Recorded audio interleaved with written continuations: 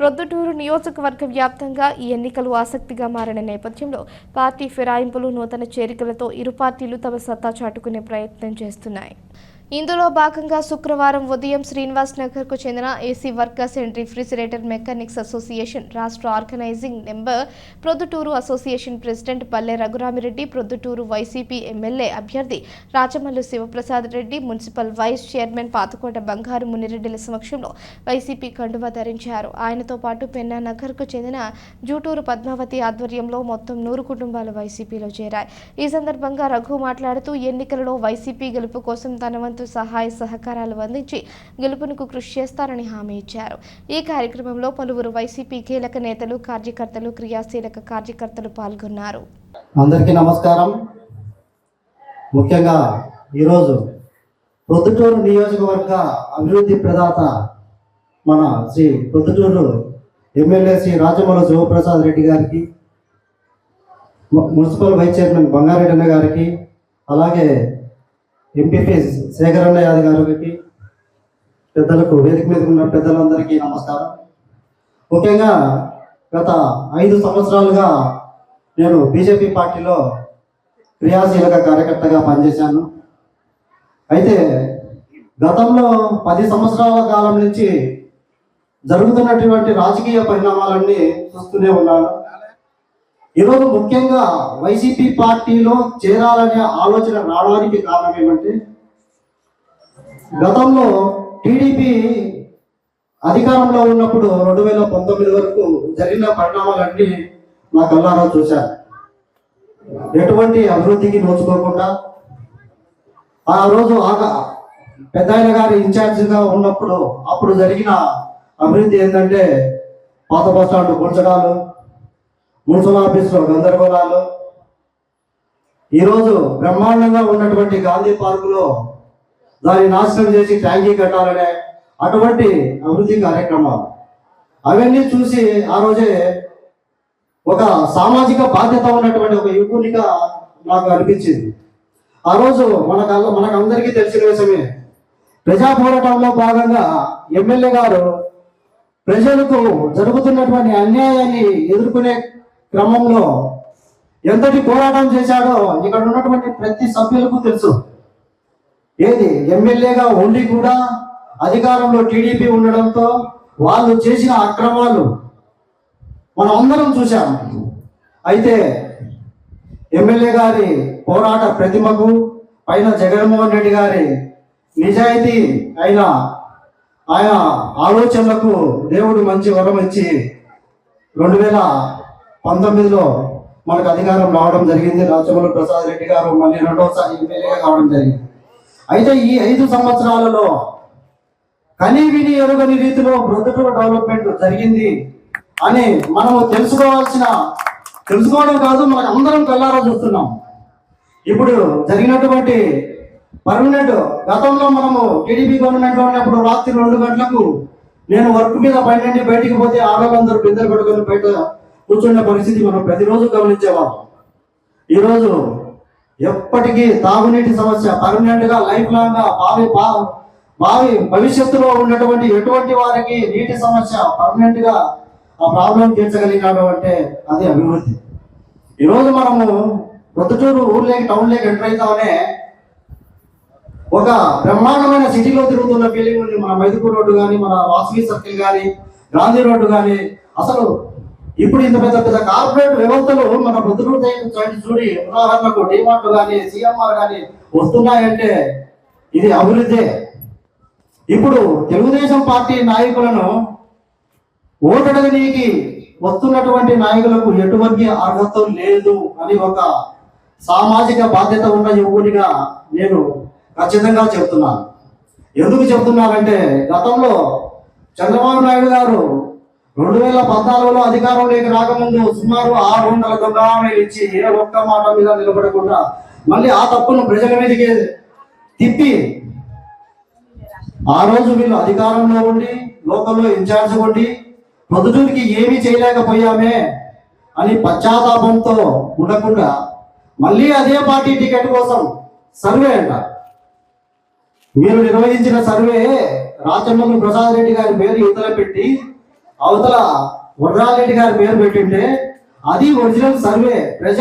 ప్రజల తీర్పు అనేది ఆ రోజే తెలిసిండేది మీకు. మీరే సర్వేలు చేసుకొని మీరే 72% అని ప్రతి మీటింగ్ లో చెప్పుకుంటూ అది సర్వే కాదు.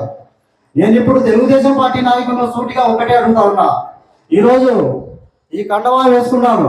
ఈ రోజు నుంచి నాకు ఖచ్చితంగా వైఎస్ఆర్సీపీ పార్టీ కోసం, రాజమల్లు ప్రసాద్ రెడ్డి కోసం ఇప్పుడు సుమారుగా ఒక 28 రోజులు 25 రోజులు టైం ఉంది. అనుక్షణం పోరాడుతూనే ఉంటా. తెలుగుదేశం పార్టీ వాళ్ళు గతంలో చేసిన ప్రతి తప్పులను ఏలెత్తి చూపేదానికి ఈ రఘురామ్ రెడ్డి అనేవాడు, నాతో ఉన్నటువంటి యువకులు, సామాజిక స్పృహ కలిగిన ప్రతి యువకుడు ముందుకు నడుం బిగించి వాళ్ళు చేసిన అక్రమాలను ప్రజల్లోకి తీసుకోవాల్సిన బాధ్యత ప్రతి ఒక్కరికి ఉంది. ఇక్కడ ఉన్నటువంటి మహిళలు కానీ ప్రతి ఒక్కరు ఈరోజు ఓటు అడగనీకి ఏ ముఖం పెట్టుకుని వస్తున్నారో నాకు అర్థం కావడం లేదు.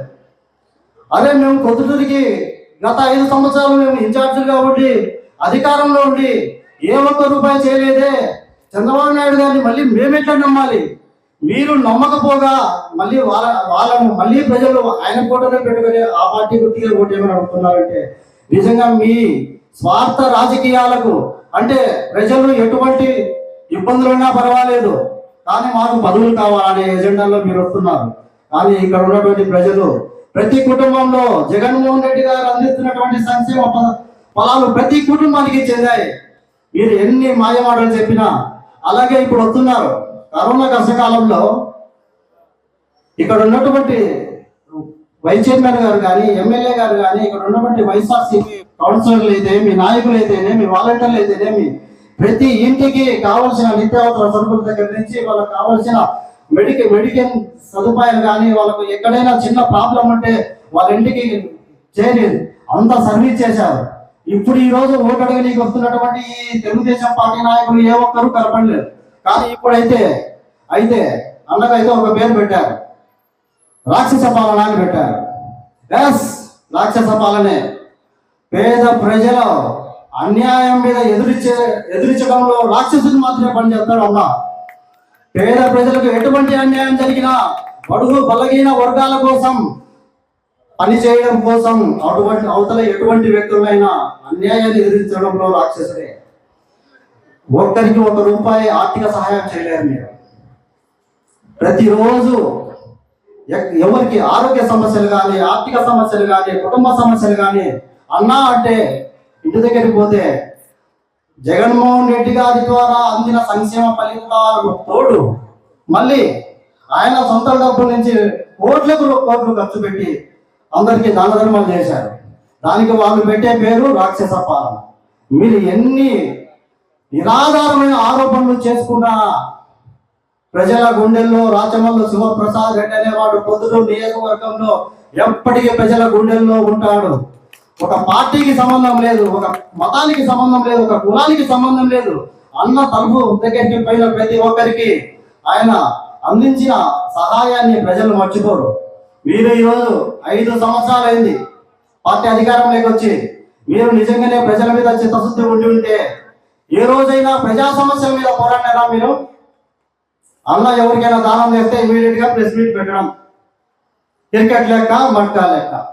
ఏంది అసలు? కొంచెమైనా నిరాధారమైన, అలాగని డైరెక్ట్ గా స్పందించి సవాల్ చేస్తే అట్లా ముందుకు రా. మంచిని చెడగొట్టాలని చూసి పేద ప్రజలకు సంక్షేమాన్ని అడ్డుకునే ప్రయత్నంలో సైకిల్ గుర్తుకు ఓటు అడుగుతున్నారు. అది మాత్రం మీరు పేద ప్రజలు ఆగ్రహానికి గురై మిమ్మల్ని దహించి వేస్తుందని మాత్రం మీరు గుర్తుపెట్టుకోండి. ఈరోజు మీరు సైకిల్ గుర్తుకు చంద్రబాబు నాయుడు ఓటు అడుగుతున్నారంటే అది మీరు ఇక్కడ ఉన్నటువంటి లబ్ధి పొందుతున్నటువంటి లక్షల కోట్ల ప్రజలకు మీరు అన్యాయం చేసిన వాళ్ళలో ఫస్ట్ లిస్ట్ లో మీరే ఉంటారు. అది మాత్రం మీ ఆత్మ పరిశీలన మీరు చేసుకోండి. కానీ వాళ్ళకు కూడా తెలుసు చంద్రబాబు నాయుడు అనేవాడు దొంగ, ఆయన ఏమీ చేయలేడని. ఆయన రోజులకు మాత్రం అడుగుతున్నాడు. ఇక్కడ నిన్న కొండారెడ్డిలో ఒక ప్రెస్ మీట్ పెట్టి బ్రాందీ గురించి మీరు ఆ రోజు అసలు బ్రాందీ షాప్లే లేకుండా చేస్తామన్నారు. ఇప్పుడు ఎక్కువైంది, మీ జగన్ బ్రాండ్ వచ్చాయి. మీ నాయకుడు ఒక మాట చెప్తారు, మీరు ఇక్కడ ఒక మాట చెప్తారు. ఆయనేమో సరసమైన ధరకే నాణ్యమైన మద్యం ఆయన అక్కడ మీటింగ్లో చెప్తారు. మీరేమో బ్రాందీ షాపులు ఎందుకు మీరు చేయలే అంటారు.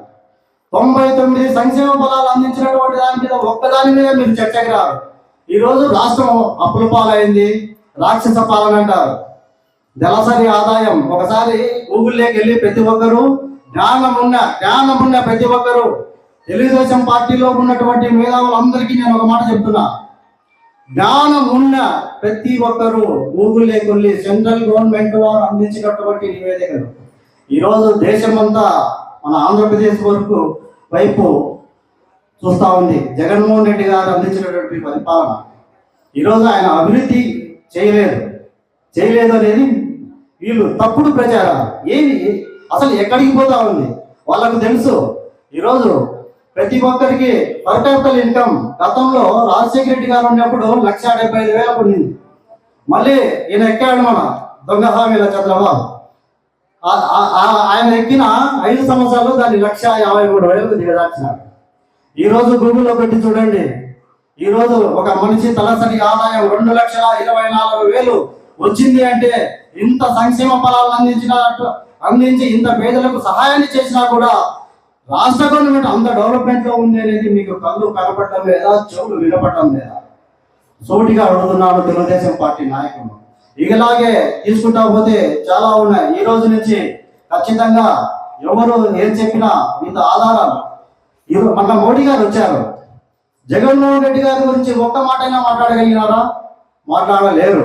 ఎందుకు మాట్లాడలేరంటే మన దేశంలోనే ఆంధ్రప్రదేశ్ అనేది ఒక ప్రథమ స్థానంలో నిలబడింది. ఉద్యోగ కల్పన అంటారు, జాబులు లేని వారికి అన్యాయం చేశాడంటారు. ఈరోజు సర్వే తీయండి ఒకసారి. సెంట్రల్ గవర్నమెంట్ వారు ఇచ్చిన నివేదిక చూడండి. దేశంలో 3వ స్థానంలో ఉంది ఉద్యోగ కల్పనలో ఆంధ్రప్రదేశ్. తెలంగాణ అటువంటి రాష్ట్రం 6వ స్థానంలో ఉంది. చేయండి, ఓపెన్ చేయండి. ఆన్లైన్లో ప్రతి ఒక్కరికి జ్ఞానం ఉంది. జ్ఞానం ఉన్న ప్రతి ఒక్కరు ఇవన్నీ ఓపెన్ చేసి చెక్ చేయండి. రండి, బహిరంగ చర్చకు రండి. ఇవి కాదని ఇవన్నీ తెలుసు. కానీ మా వ్యక్తిగత పదవులు కావాలి మాకు. ప్రజలు ఏమైనా పర్వాలేదు, దానికోసం అబద్ధాలు ఆడాలి. ఇక్కడ మాకు పదవులు రావాలంటే ఎంతటి నిజాతి పరునైనా ఏలెత్తి అబాండాలు వేయాలి. మీరు ఎన్ని అబాండాలు వేసినా, ఎన్ని అబద్ధాలు చెప్పినా, ఎన్ని స్వార్థపూరితమైన ఆలోచనలతో ప్రజలను మప్పు పెట్టాలని చూసినా, ఈరోజు ప్రొద్దుటూరు నియోజకవర్గ ప్రజలు కానీ ఆంధ్ర రాష్ట్రంలో ఉన్నటువంటి ప్రజలు అందరూ పైన జగన్మోహన్ రెడ్డి గారిని ఆశిస్తున్నారు. ఇక్కడ ప్రొద్దుటూరులో ఎంతటి ఘన అభివృద్ధి చెందినటువంటి ఈరోజు ప్రొద్దుటూరును చూస్తుంటే గర్వపడాలి ఇక్కడ ఉన్నటువంటి నాయకులు. ఇటువంటి ఎమ్మెల్యే వచ్చినందుకు మన ప్రొద్దుటూరు ప్రజలందరూ గర్వంగా ఫీల్ కావాలి. ఈరోజు నేను ఒక చిన్న ఉదాహరణ చెప్తా. నేను బీజేపీ పార్టీలో ఉండే అన్నగారిని ఒక 6 నెలల కింద నేను ఒక association president, AC technicians association president. అన్నగారి దగ్గరికి వచ్చి నేను 2 ప్రాబ్లమ్స్ చెప్పాను. అన్న, మాకు ఒక పర్మనెంట్ ఆఫీస్ కావాలన్నా, మా ఆర్థిక పరిస్థితి మా కేవలం 4 నెలలు వర్క్ చేస్తున్నాం, మిగిలిన 6 నెలలు మా కుటుంబ వ్యవహారాలకు మా సంసారానికే సరిపోతుంది. మా అసోసియేషన్ అయితే ఉందన్నా, మాకు స్టేట్ వైడ్ అసోసియేషన్ కూడా ఉందన్నా అని అడుగుతానే ఆయన మాట మాట్లాడకుండా ఎంతో గొప్ప హృదయంతో గవర్నమెంట్ ల్యాండ్ అడిగాం మేము. కానీ ఆయన అది కూడా చెప్పలేదు. సెంటు 5 లక్షలు విలువలు చేసే 25 లక్షల స్థలాన్ని మా అసోసియేషన్ కేటాయించారు. ఆ రోజు నేను ఉన్నటువంటి పార్టీ ఏది? BJP party. అక్కడ ఆయన పార్టీలు చూడడు. ఎవరికైనా ఇబ్బందుల్లో ఉన్నటువంటి ఏ సంస్థ అయినా, ఎటువంటి సంఘాలైనా, పేద ప్రజలైనా, బడుగు బలహీన వర్గాలైనా, కుల మత పార్టీలకు అతీతంగా ఆయన సహాయ సహకారాలు అందిస్తూ దాన ధర్మాలు చేసుకుంటూ పొద్దుటూరు ప్రజల సంక్షేమమే నా ఊపిరి అని నిత్యం ప్రజల్లో ఉంటూ ఇంత చేస్తా ఉంటే వీరు కపట ప్రేమలు 5 సంవత్సరాలు ఎక్కడ కనపడాలే. వీళ్ళు 5 నెలలైంది దిగినారు రంగంలోకి జెండాలు ఎత్తుకొని. కానీ 3 నెలల వరకు వాళ్ళు ఏ జెండా వేయాలో వాళ్ళకే తెలియదు. ఇప్పుడైతే ఎట్లో వాళ్ళలో వాళ్ళే సర్వేలో 72% ఏదో గొప్పగా ఆయనతో పొద్దుటూరు ప్రజలు ఓటేసినట్టు చెప్పుకుంటారు. నీకు 22% ఓటింగ్ కూడా పడదు పెద్ద. పొద్దుటూరు ప్రజలు రాజమల్లు శివప్రసాద్ రెడ్డి అనే వ్యక్తిని శక్తిగా చూస్తున్నారు. మీరు ఎన్ని మాటలు అనుకున్నా ఆయనకు అంటే రాక్షస పాలన అంతు చూస్తామంటారు. ఓకే, మీరు వ్యక్తిగతంగా అన్న అంతు చూసే ప్రయత్నంలో మీరు ఉండండి. అన్న మాత్రం పేద ప్రజల కష్టాలు అంతు చూసే ప్రయత్నంలో ఆయన ఉంటాడు. పేద ప్రజల గుండెల్లో నిలబడి ఉంటాడు. అందుకని హృదయపూర్వకంగా ఇక్కడికి విచ్చేసినటువంటి పార్టీలోకి నన్ను ఆహ్వానించినటువంటి ప్రసాద్ రెడ్డి అన్నకు, బంగారెడ్డి అన్నకు, సోమరావుపాల సర్పంచ్ శేఖర్ అన్నకు, వేదిక మీద ఉన్న పెద్దలందరికీ హృదయపూర్వకంగా ధన్యవాదాలు తెలియజేసుకుంటున్నాను.